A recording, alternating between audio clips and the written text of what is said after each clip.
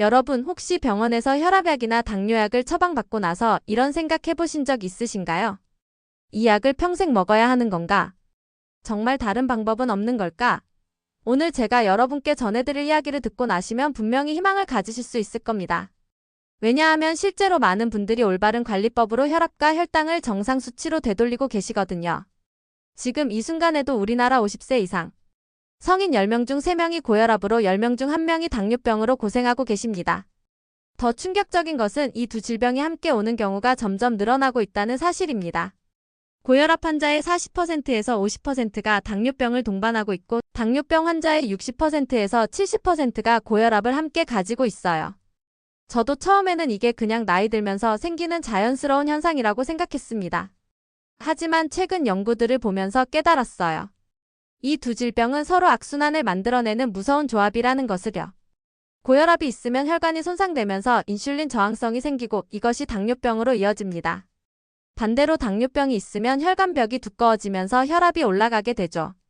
그런데 여기서 정말 중요한 사실 하나를 말씀드릴게요.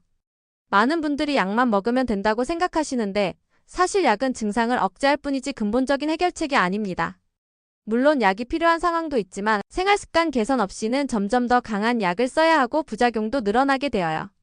실제로 제 주변에서도 이런 일들을 많이 봤습니다. 처음에는 혈압약 한 알로 시작했다가 2알, 3알로 늘어나고 나중에는 당뇨약까지 추가되는 경우 말이에요.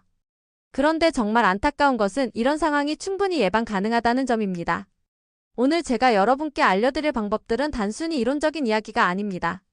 실제로 많은 분들이 실천해서 효과를 본 검증된 방법들이에요. 그리고 무엇보다 특별한 장비나 비싼 건강식품 없이도 일상에서 쉽게 실천할 수 있는 것들입니다. 첫 번째로 말씀드릴 것은 식사 순서의 중요성입니다. 많은 분들이 간과하시는 부분인데 같은 음식을 먹어도 어떤 순서로 먹느냐에 따라 혈당과 혈압에 미치는 영향이 완전히 달라집니다. 채소부터 먹기 시작하세요. 식사 시작 후 5분에서 10분 동안은 채소만 드시는 겁니다. 그 다음에 단백질인 고기나 생선, 두부 같은 것들을 드시고 마지막에 밥이나 면 같은 탄수화물을 드시는 거예요. 이렇게 하는 이유가 있습니다. 채소에 들어있는 식이섬유가 위와 장에서 보호막을 만들어주거든요. 그러면 나중에 들어오는 당분의 흡수 속도가 늦어지면서 혈당이 급격히 오르는 것을 막아줍니다. 실제로 이 방법을 쓰면 같은 음식을 먹어도 식후 혈당이 30%에서 40%까지 낮아진다는 연구 결과가 있어요. 그런데 여기서 중요한 팁 하나 더 드릴게요.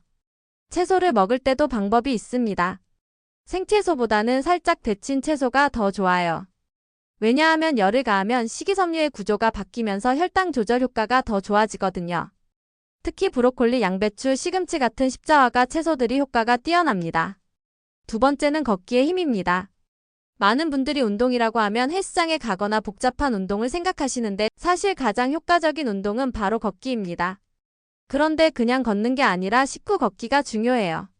식사 후 30분 이내에 10분에서 15분 정도만 걸어도 혈당이 20%에서 30% 낮아집니다. 이건 정말 놀라운 효과예요. 왜냐하면 걸으면서 근육이 포도당을 소모하기 때문이거든요. 특히 식후에는 혈중 포도당 농도가 높아지는데 이때 걸으면 근육이 마치 스펀지처럼 포도당을 빨아들입니다. 혈압에도 마찬가지로 좋은 효과가 있어요. 규칙적인 걷기는 혈관을 확장시키고 혈액순환을 개선해서 혈압을 자연스럽게 낮춰줍니다. 하루 30분에서 40분 정도 걸으면 수축기 혈압이 4mmHg에서 9mmHg 정도 낮아진다는 연구 결과도 있고요. 그런데 걸을 때도 요령이 있습니다. 처음부터 무리하지 마세요. 첫 주에는 하루 10분에서 15분 정도로 시작해서 점차 늘려가는 겁니다. 그리고 속도도 중요해요. 옆 사람과 대화할 수 있을 정도의 속도로 걸으시면 됩니다. 너무 빨리 걸어서 숨이 차면 오히려 스트레스 호르몬이 나와서 혈압에 좋지 않거든요. 세 번째는 물의 중요성입니다. 많은 분들이 간과하시는 부분인데 충분한 수분 섭취가 혈압과 혈당 관리에 정말 중요해요.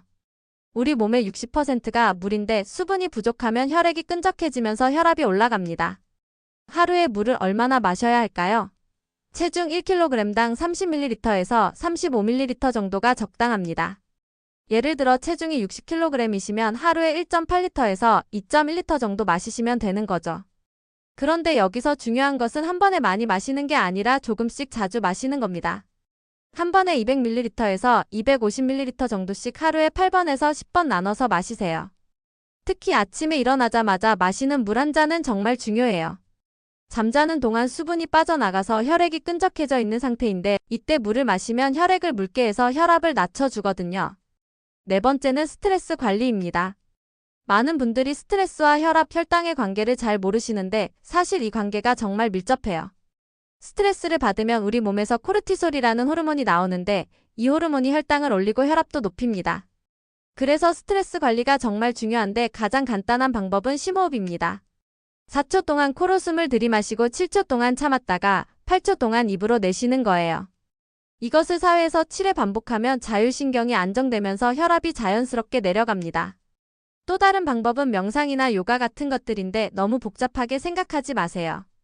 그냥 조용한 곳에서 5분에서 10분 정도 편안히 앉아서 호흡에만 집중하시면 됩니다. 이것만으로도 스트레스 호르몬이 줄어들고 혈압과 혈당이 안정됩니다. 다섯 번째는 수면의 질입니다. 잠을 제대로 못 자면 우리 몸의 호르몬 균형이 깨지면서 혈당 조절이 어려워져요. 특히 수면 시간이 6시간 미만이거나 9시간을 초과하면 당뇨병 위험이 높아진다는 연구 결과가 있습니다. 적정 수면 시간은 7시간에서 8시간 정도인데 시간도 중요하지만 질이 더 중요해요. 깊은 잠을 자려면 잠자리에 들기 2시간에서 3시간 전에는 식사를 마치시고 침실 온도는 18도에서 20도 정도로 시원하게 유지하세요. 그리고 자기 전에는 스마트폰이나 TV 시청을 피하시는 게 좋습니다. 여섯 번째는 간헐적 단식입니다. 요즘 많이 알려진 방법인데 실제로 혈당과 혈압 관리에 매우 효과적이에요. 16시간 공복을 유지하고 8시간 동안만 식사하는 16대8 방법이 가장 일반적입니다. 예를 들어 저녁 8시에 마지막 식사를 하시면 다음날 낮 12시까지 공복을 유지하는 거예요. 처음에는 힘들 수 있지만 2주에서 3주 정도 하시면 적응됩니다. 이 방법을 쓰면 인슐린 감수성이 개선되면서 혈당 조절이 훨씬 쉬워져요. 그런데 간헐적 단식을 할 때 주의할 점이 있습니다. 이미 혈당 강화제나 혈압약을 드시고 계신 분들은 반드시 의사와 상의하신 후에 시작하세요. 갑자기 식사량이 줄어들면 약물과 상호작용해서 저혈당이나 저혈압이 올 수 있거든요. 일곱 번째는 마그네슘의 중요성입니다. 많은 분들이 모르시는 사실인데 마그네슘 부족이 고혈압과 당뇨병의 주요 원인 중 하나예요. 마그네슘은 혈관을 이완시켜주고 인슐린의 기능을 도와주는 역할을 합니다. 하루 권장량은 남성 기준 400mg에서 420mg, 여성 기준 310mg에서 320mg 정도인데 대부분의 사람들이 이보다 적게 섭취하고 있어요. 마그네슘이 풍부한 음식으로는 견과류, 씨앗류, 짙은 녹색 채소, 통곡물 등이 있습니다. 특히 아몬드나 호박씨 같은 견과류를 하루 30g에서 50g 정도 드시면 마그네슘 보충에 도움이 됩니다. 그런데 견과류는 칼로리가 높으니까 너무 많이 드시면 안 되고 소금 처리되지 않은 것으로 드세요. 여덟 번째는 오메가3 지방산입니다. 등푸른 생선에 많이 들어있는 오메가3는 혈관 건강에 정말 좋아요. 염증을 줄여주고 혈액을 맑게 해서 혈압을 낮춰주는 효과가 있습니다. 일주일에 2회에서 3회 정도 등푸른 생선을 드시면 좋은데 고등어, 꽁치, 연어, 참치 같은 것들이 대표적이에요. 생선을 자주 드시기 어려우시면 오메가3 보충제를 드셔도 됩니다. 하루 1000mg에서 2000mg 정도가 적당해요. 아홉 번째는 칼륨의 섭취입니다. 칼륨은 나트륨과 반대 역할을 해서 혈압을 낮춰주는 미네랄이에요. 하루 권장량은 3500mg 정도인데 바나나, 감자, 토마토, 오렌지 같은 과일과 채소에 많이 들어있습니다. 특히 바나나 하나에는 약 400mg의 칼륨이 들어있어서 간식으로 드시기 좋아요. 그런데 당뇨가 있으신 분들은 과일의 당분 때문에 적당량만 드셔야 합니다. 바나나의 경우 하루 반 개에서 1개 정도가 적당해요. 마지막으로 정기적인 검진의 중요성을 말씀드리고 싶습니다. 아무리 생활 습관을 잘 관리해도 정기적인 검진은 꼭 필요해요. 혈압은 집에서도 측정할 수 있으니까 혈압계 하나쯤은 구비해 두시는 게 좋습니다. 혈압 측정할 때는 아침에 기상 후 1시간 이내, 소변을 본 후 5분 정도 안정을 취한 다음에 측정하세요. 그리고 한 번만 재지 마시고 2분에서 3분 간격으로 2회에서 3회 재서 평균값을 내시면 됩니다. 혈당의 경우 공복혈당과 식후 2시간 혈당을 주기적으로 체크하시는 게 좋아요. 공복혈당은 100mg 이하, 식후 2시간 혈당은 140mg 이하가 정상 범위입니다. 지금까지 말씀드린 방법들을 실천하신 분들의 실제 사례를 하나 소개해 드릴게요.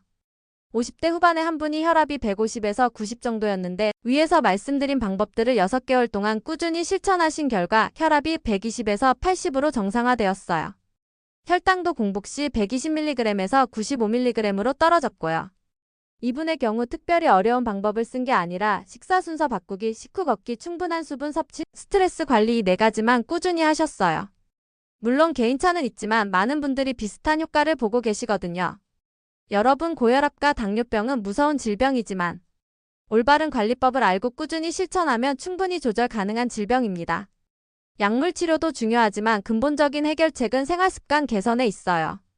오늘부터 딱 하나만 실천해보세요. 식사할 때 채소부터 먹기, 식후에 10분. 걷기, 하루 물 2리터 마시기 중에서 가장 쉬운 것 하나만 골라서 시작하시면 됩니다. 작은 변화가 큰 결과를 만들어낼 거예요. 건강은 하루아침에 만들어지는 게 아니라 매일매일의 작은 실천이 쌓여서 만들어지는 겁니다. 여러분 모두 건강한 삶을 위해 오늘부터 한 걸음씩 시작해 보시기 바랍니다.